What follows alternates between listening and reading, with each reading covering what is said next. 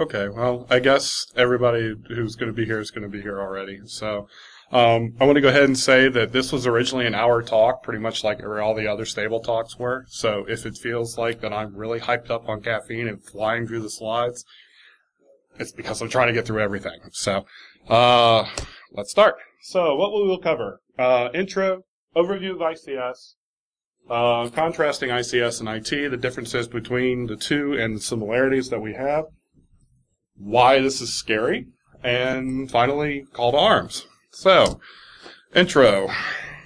Who am I? My last name is pronounced Bougere. Not Booker, not Bougere, not Bourgeois, where I don't know why they get those extra vowels from it, but Bougere. So, spent 13 plus years in IT.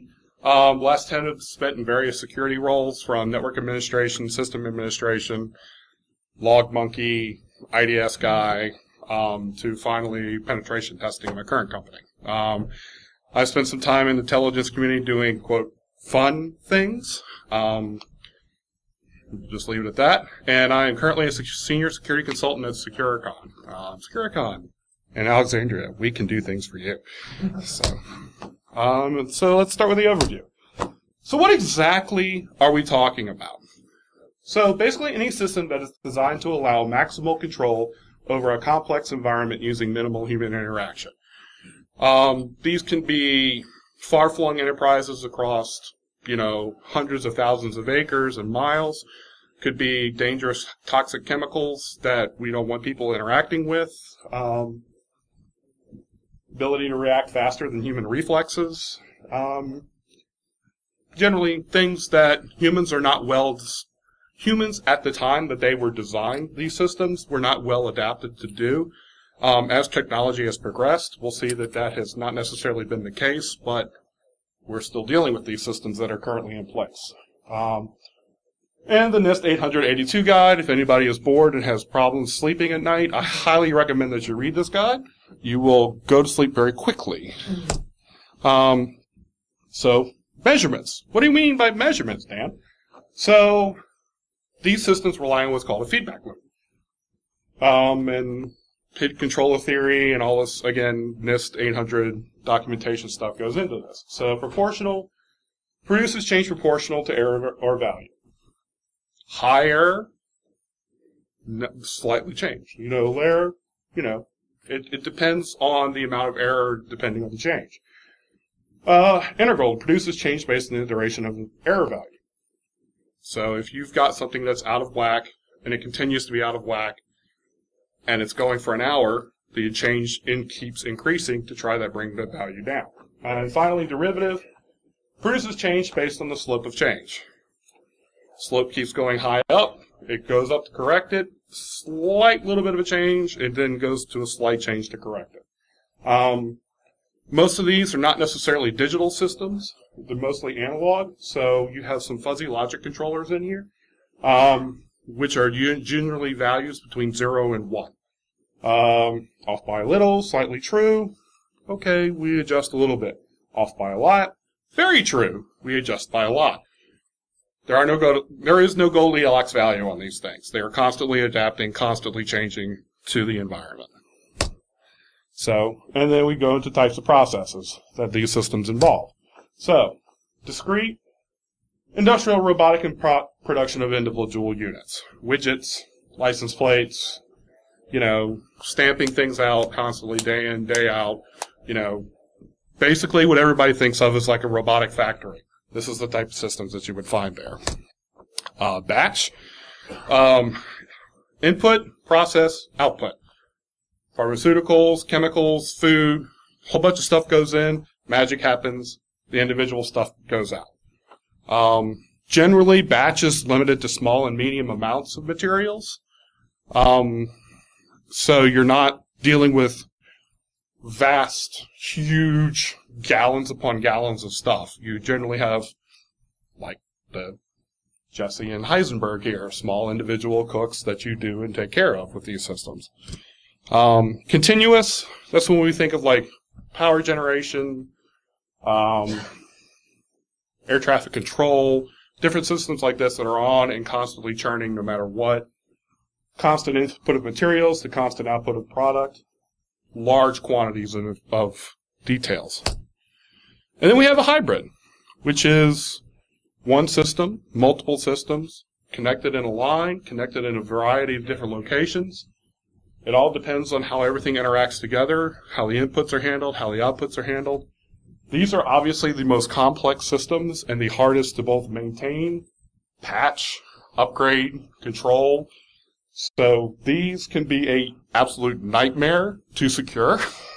So if you're dealing with these types of systems, you have to be extremely careful because any slight change that you make while looking at it can amplify itself across the entire network, and you can end up knocking things over, which, as we all know, is bad.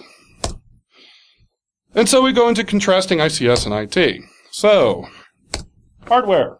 IT. Everyone's familiar with these types of things. Servers, workstations, network equipment, the router switches, magic boxes that we all know and love. Human-machine interface. Then we have data historians, control servers, and PLCs. These may not necessarily be what people are familiar with. HMI can be a nice little workstation that you sit in front of and look like you're doing your normal office tasks. Or it can be a giant, huge interface that you're standing in front of with all dials and widgets and lights and stuff that you're looking at. Data historian is generally a database of the values and different types of things that have gone through the history that you use to essentially say, we are extremely out of whack, we're a little out of whack, we're doing good, or, wow, we're doing amazing. This is the type of equipment that you would normally see to keep track of that information. Finally, control servers and PLCs basically keep everything in check and do what you need to do with these types of systems. And let's kind of go over there.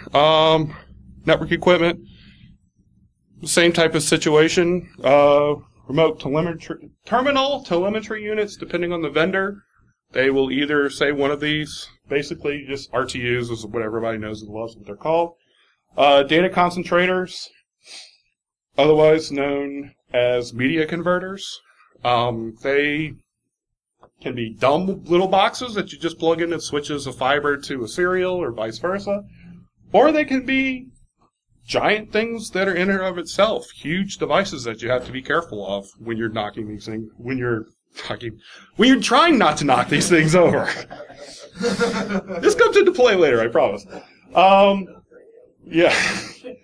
Digital protective relay and intelligent end devices. These are usually safety systems that are designed to either cut off power, flow, chemicals, whatever else, or to help monitor things like that to go back to being faster than human reflexes can control these types of things. Software. Generic OS, your Windows, your Linux, your things like that. These are generally monolithic kernels for servers and workstations. Commodities, and these are patched and updated on a regular basis, right? Everybody nod their head that yes, these are patched and updated on a regular basis. Office productivity suites, antivirus HIDs, the whole, kit and caboodle of different things that we're all used to dealing with. Not so in ICS.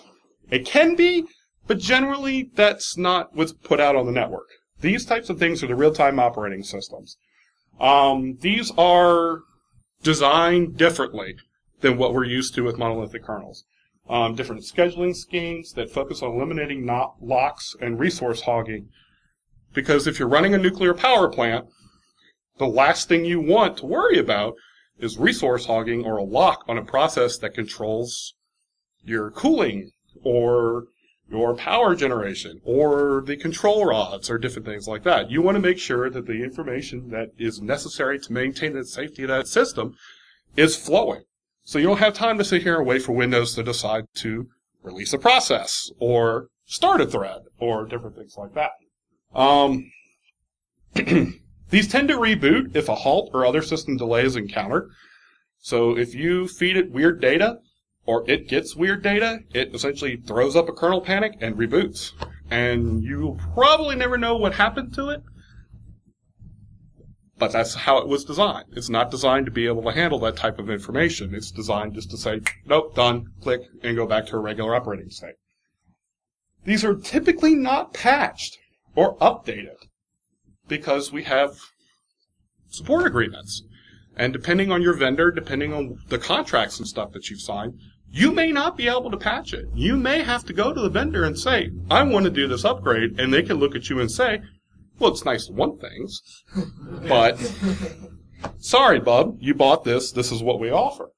And then the popular versions, QNX, or QNX, however you say it, VxWorks, and everyone's favorite ATM software, Windows CE. IT protocols, everyone's familiar with them. Ethernet, TCP/IP, Wi-Fi, etc. Well documented and involved. Some have security built in. You know, basically, you know, we are all familiar with this, having been here just this weekend, right? So, yeah. ICS protocols. When I say ancient design, I'm not joking. Like, we're talking from, like, the Paleolithic era of computer science when these things were designed, when the thought that somebody would do something bad with these protocols was just a foreign concept, because who would do anything like that? We're all good people. Good people don't do things with protocols, so why design security? Who cares? Simple design is best. Modbus. Modbus is the window-licking protocol for ICS. Yeah, it's just precious. It really is. Basically, master constructs request, sends it out to slaves. Slaves respond. Everything's happy. Everybody talks to each other, and it's beautiful kumbaya world. For some, complexity is better. We have DMP3. We have DMP3 kind of looked at Modbus and went, I'm not going to be like that. I'm going to include anything and everything that could ever possibly be used to support this type of system. I'm going to throw it in here and hope to God that somebody somewhere will eventually use it. It's got everything. It is just, yeah. You want flags? Fine, we got flags. You want files? We can send files. Analog input? No problem. Digital input? No problem. Yeah, it's basically your, you know, come one, come all, it's a fire sale type of protocol. Many of these old protocols can be encapsulated. Ethernet, TCP/IP, Wi-Fi, and GPRS. Anybody remember the talk that was given by somebody who, and I forget now, I meant to look it up, who walked around with the packet radio and was able to figure out the communication protocols for all the transformers in the entire area, and then just decided one time to, hey, I wonder if I shouldn't have done that. Yeah. Yeah, he was able to get into the entire system with just a packet radio, because these are the type of things that are encapsulated with that. And old equipment may not work, and need media converters, bumps in the wire. And bad people understand these protocols very well. And these protocols were not designed with security. So, kitten in a shark tank. Done. Alright. Business concerns. SLAs for critical systems and processes, regular frequent windows, unplanned outages can be bad but not life-threatening. And if did anybody go to the sales guy talk for SANS? Like, if he says it's life-threatening, it's not life-threatening. I'm sorry. You can deal with a day of downtime. Not so much with ICS. Downtime is usually expensive, even if it's planned. When you're breaking down a power plant to do an upgrade, you schedule this a year, 2, 3 years in advance. These are often delayed. You can't exactly do your maintenance on a nuclear plant in Taft, Louisiana when there's Hurricane Katrina coming about a day or two away. Be a bad idea. When they're unplanned, is when it gets very expensive and the lawyers start looking at Chapter 13. These can actually be life-threatening. Big ones usually make the news. Congressional hearings, white papers, dogs and cats living together, gozer, mass hysteria, that type of thing. Underlying array of commodity hardware, variable regulation, some ability to tweak and find setup. We're all familiar with the general procurement process of established IT. ICS, restricted amount of generally proprietary hardware and software. Vendors love this because they can essentially charge you and say, nice network you got there. It'd be a shame if you didn't have anything for it anymore. So, older equipment may have to be kludged. We may have to sit here and go, okay, now it works. Encapsulation can help. Moderate to substantial regulation. NERC generally has a good handle on how things work in power generation. USDA is the same for pharmaceuticals. FDA is the same for pharmaceuticals, depending on the state you live in. If Texas, maybe not so much on the regulation part. California, maybe a little bit more than necessary, depending. Patches and upgrades. Usually depends on the vendor. Some are really good with patching and doing the necessary security work. Others are not. Others are basically, oh, we designed that 10 years ago. Yeah, we don't even offer that anymore. Why are you still running it? Security. Here's the fun part. We all have robust solutions, commodity scanners, established methodologies. Many security professionals are familiar with this body of knowledge. Nessus, Nmap, all these wonderful, useful tools that we know about. ICS? Not a lot. There is really not a lot out there. And that's kind of sad because this technology has been around for a very long time. But nobody really, like the people who grew up and were working with it, have aged out of the industry. Or are too expensive to bring in to fix. How many people here are still programming COBOL? How many people here have even touched an AS400? Yeah, a few. Look around at the people who raised their hands, though. Thanks, Dan. Again, and so, like, my generation and younger, many security professionals are unfamiliar with this body of knowledge. They just assume that, oh, well, of course it runs Windows. It's no problem. What the hell is this? You know? Doesn't even have a GUI. What? It's all command line? Are you kidding? And the obligatory... Yes. This is what happens when you try to scan an ICS-Network with T5 on Nmap. Bad things. Thank you. And so, well, why is this scary? Anybody remember the Ukraine power attacks?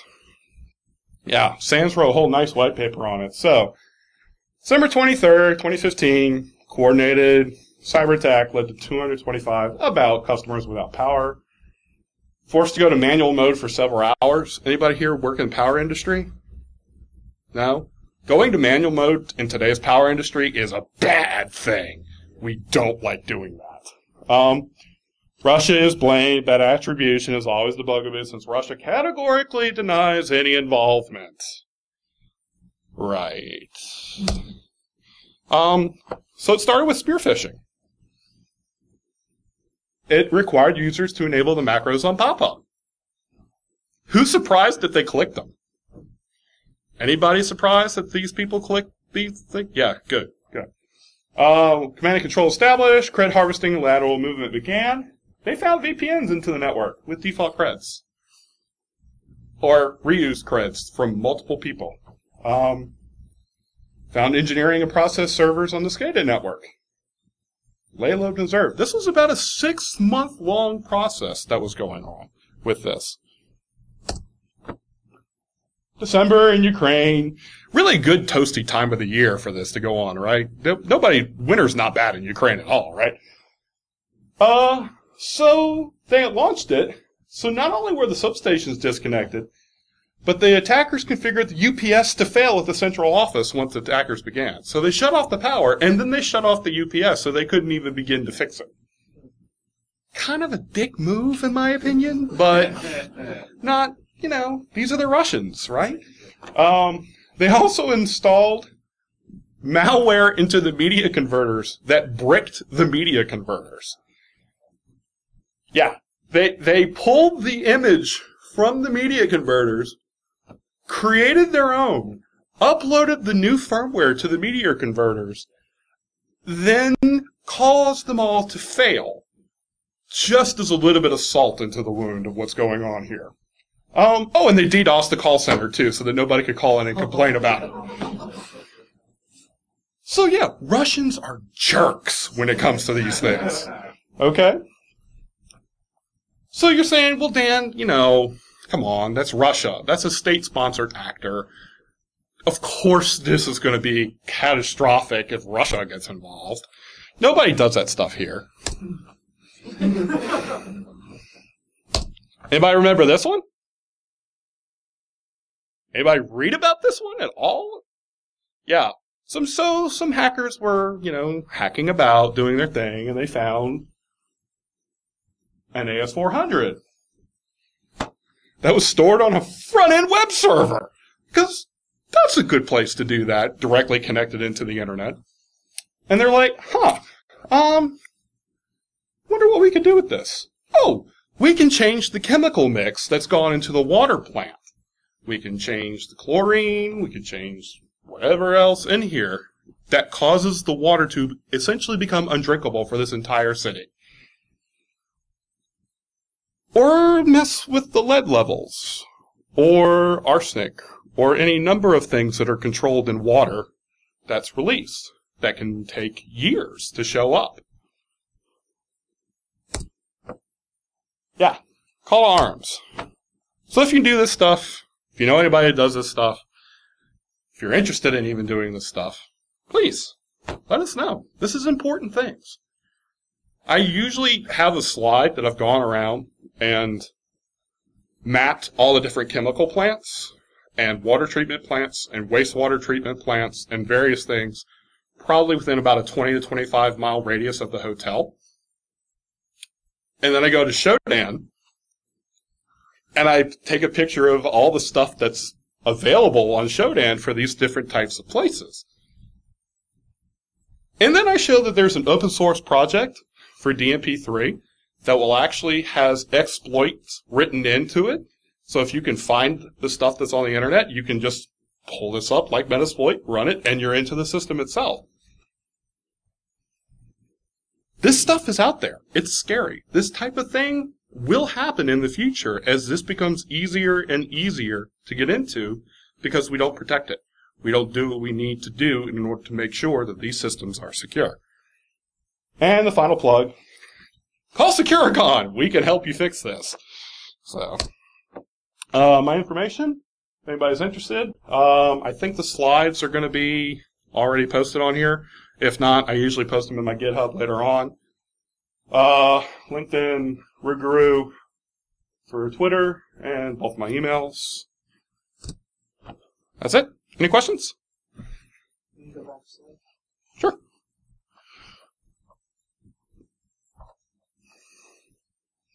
Well, yes.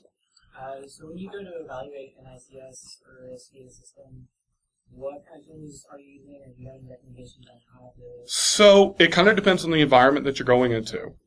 Some are more robust than others, but basic, port scanning type of thing. Nmap's good because you can really fine-tune it down. There's a couple of NSE stuff written for SCADA systems that you can use as well. Nessus, a little bit.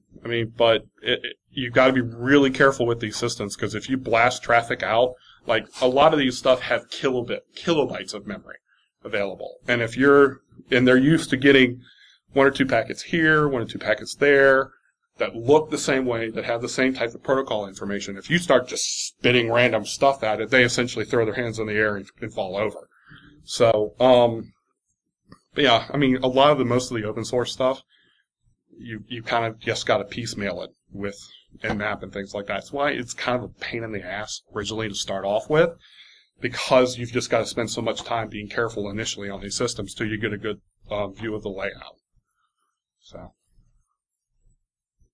anybody else? Yes, sir. You're finding a lot of these companies that are stepping in, taking their phone in security, don't really understand what they're getting into, but everything more on the physical side, or so the I don't want to say it's a problem. The interesting things about these stuff is that a lot of these systems can fall under the physical security plan, and those people didn't cut their teeth on networking security, things like that. As far as they know, they plug it in and it works. If the light flashy, it's okay, type of thing. Where, we're trying to, they have business IT that handles all the security and stuff like that, but the plant is separate. And getting that to kind of get out of that mindset and put it in here, it's becoming easier just because of the news articles where it's the water plant was on the network, on the internet. What are you doing? Type of thing. So it's starting to progress because these systems are coming out of the woodwork, especially after 9/11 and the Ukraine attack, where it's oh my God, wow, we can really deal with this. We have to do that. And a big motivator is the cyber insurance industry. Because if you're not doing your due diligence, you don't get to file a claim. They just deny it because you didn't do your due diligence. So now, sadly, the lawyers get involved, and then they start having to force the issue on these types of things of, you need to do this, you need to maintain this. The network diagrams actually have to represent what the network looks like, not what it did 10 years ago type of thing. So, see, what I found with this boring is the yes standard. It's happens to start. It is. Conversations with NERC-CIP, it's slightly different because it's being forced regulatory-wise yes.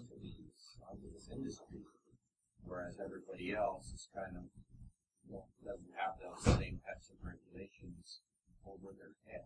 Yeah. Well, and the issue that we all know here is that you can be compliant, but not secure. And so, with the regulations and stuff that are going to be constantly forced down people here, well, we're compliant. Yes, and good for that. But, yeah. Yeah. Yeah. That's why I say, at least understanding what regulation standard is. Well, and the challenge for these types of systems is converting it into dollars. How much is this going to cost me to do? How much is it going to cost to bring somebody in who can do this? How much is it going to cost in downtime? Versus, is it even worth to pursue? And then we start getting to the CISSP territory of risk and all these other type scores. Yeah, but trying to convince your CEO or your CFO that, no, we really should spend a couple million securing this network because a catastrophic failure will result in the company going bankrupt. And then, of course, then you run into the hyperbole, of course it will result in bankruptcy. And then it's on you to basically sit there and go, no, really, this, we violate this, we do this, we get fined this, we do this. And for us to be able to, again, break it down into dollars, this is the ultimate cost. If we don't do it, this is what's going to happen. Yes, sir. And they don't trust you, just bring it up to the attention of the risk management office. I mean, if they actually have more buy-in than you do, you might just want to do that with them so they can take it all the way out there and get a little more buy-in. And you're right, if you're on an internal team. Yes. But if you're on an external team coming in... No, I'm talking internal. Oh, okay. Yeah. No, I mean, well, but even then, you may not necessarily have buy-in. I have a friend who works in Oklahoma whose company makes widgets. And he is part of a PCI audit. And they regularly send customer credit card information back and forth, no problem, and everything else like that. And he's going, what are you doing? You can't do this. We're violating PCI. Well, this is how we've always done it. This is how our customers prefer it. I don't care. this is wrong. We can't do this. Well, what's the worst that can happen? Same type of industry with this. Well, what's the worst that can happen? Mushroom cloud over Taft, Louisiana by the Mississippi River going down to the ports? I don't know what the dollar amount would that be, but sounds bad. Oh. Well, okay. Well, here's your budget type of thing, So. Any other questions? Yes. Are you always seeing critical failures, or are you sometimes seeing slowdown, or, because I'm thinking motivations, non-state actor but multinational, say, Venezuela wants to screw with oil and gas production. Mm-hmm. Texas, they don't necessarily want to shut the system down, but they want to limit production and output. Again, it depends on the industry, and it also depends on the utility or producer being able to monitor that stuff. Because a lot of these people are like, what are logs? And going back to the Ukraine attack, this took place over 6 months. Their log retention policy was 90 days. So after 90 days, any of the logging that would have led to this information was gone. Well, so then how do you keep track of that? How long do you keep your logs? Who's going over the logs? What are you looking for type of thing? Where with these types of, and because of the protocols and systems that are involved with are a little cryptic to other people, your regular log monkey may not even know what to look for and just sees a whole bunch of stuff, comes up, and it's like, oh, these are false positives. These always happen. I don't know what's going on type of thing. So it really is one of those areas that if you know what you're looking for, of course you see what's going on. If you don't know what you're looking for, it can fly right by you. And in terms of expertise, because, if you're talking about scoring with somebody's production in a foreign company, you need significant resources to understand the lay of the land. Yes. And in terms, not so much with the non-critical stuff you just pull on Shodan, are there non-state actors who are throwing resources into learning foreign information? So, ICS. Again, it boils down to dollars. Big thing right now is ransomware, because it's quick, easy, you can throw stuff out there and people will pay you for it. I could easily see Siemens in a very much cut-out, hands-off type of approach go after Hitachi, because those are two big major producers of these types of equipment. Right. Economic espionage goes on constantly. Right. And for that type of system, if you could monetize it for those groups, it's kind of a low-hanging fruit situation. They'd much rather spend their resources on, exploit kits, ransomware, things like that. They're quick, done, repeatable. It's more geared towards nation-state stuff with this type of thing, just because it's power, because it's water. Yes. And so that, if it's more of like a cyber warfare, I hate to use a term, but modern cyber warfare weapons. We don't necessarily need the atom bomb, carpet bombing, and things like that. If an invasion force is coming in, like with Ukraine or in the Crimea or something like that, they execute, they shut off power, they shut off water, they shut off everything else. Everything's paralyzed and it's done. It's kind of hard to monetize that because, So the cost benefit's too low for the industrial. Exactly. Especially when there are quicker and easier things to do to earn the money. That's it. Going once. Sold. Thank y'all for coming.